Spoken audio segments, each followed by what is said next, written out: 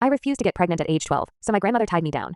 My grandmother required every woman in our family to get pregnant before their 13th birthday, because she believed early motherhood would strengthen our bloodline and prevent the weakness that comes with maturity. Granny Edna had controlled our family for 3 generations with her twisted breeding philosophy. She lived in our house and monitored every aspect of our lives, especially the women. Mom had been pregnant at 13, just like Granny, and Granny Edna constantly reminded us that this tradition was what made our family special and strong. She homeschooled all the girls to prevent us from being contaminated by modern ideas about women's roles, and believed that formal education was specifically designed to destroy women's natural instincts for motherhood. On my 12th birthday, Granny explained that childhood was officially over, and I would now begin my real purpose as a woman.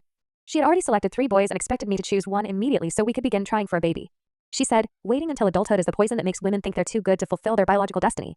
She said that I had exactly 6 months to become pregnant, or she would arrange the situation herself through whatever means necessary.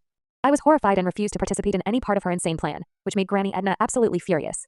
She locked me in my room and began bringing the selected boys to the house for courtship visits, where she would force me to sit with them while she discussed my breeding potential like I was livestock.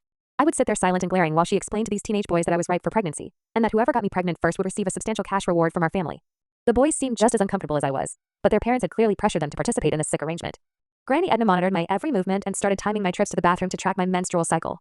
She removed all books from my room except pregnancy and childbirth manuals, and began feeding me special foods that she claimed would increase my fertility. When I still refused to cooperate with her breeding program, she threatened to have me physically restrained during my fertile period and put boys on top of me herself. They'll know what to do. I overheard her telling one of the boys that if I wouldn't cooperate voluntarily, she would drug my food and let him do what nature intended while I was unconscious. When I confronted her, she said, I don't care if you're a child, you're a woman now, and women exist to make babies. I couldn't let Granny Edna destroy my life and potentially help RP me, so I decided to use her own system against her. I started pretending to be interested in one of the boys, the youngest one named Ignatius, who seemed the most uncomfortable with the whole arrangement. During our next courtship visit, I pulled Ignatius aside and told him that all of this was against my will. I watched his face go white with horror as I explained that she was planning to make him our PD whether he wanted to or not. Ignatius was disgusted and agreed to help me escape by pretending to go along with the plan while actually helping me get away. For 2 weeks, we pretended I was warming up to him while he secretly brought me supplies and information about Granny Edna's timeline. I felt hope for the first time in months knowing that I had found an ally who was just as horrified by the situation as I was. But Granny overheard Ignatius and I talking and blew up. She locked Ignatius in the basement and told his parents that he was having second thoughts about his biological destiny and needed to be corrected. She dragged my dinner and dragged me to my bedroom where she tied me to my bed. She screamed at me that I had corrupted an innocent boy with modern feminist poison and that she would make sure I got pregnant that night even if she had to artificially inseminate me herself.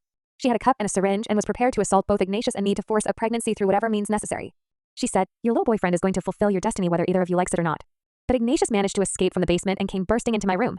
In the chaos of him trying to stop her, she accidentally pressed her life alert button and emergency services heard everything over the open line. The dispatcher heard her screaming, I don't care if you're a child, you're a woman now and women exist to make babies. Followed by the sounds of Ignatius and me fighting back and crying for help. Police arrived within minutes to find her still trying to restrain me while shouting, this is what women are for. The officers were horrified and immediately arrested her. I'm 17 now and no contact with my entire family. I'm relieved to be free, but I don't know if I'll ever be able to have a family of my own because just thinking about pregnancy makes me completely shut down.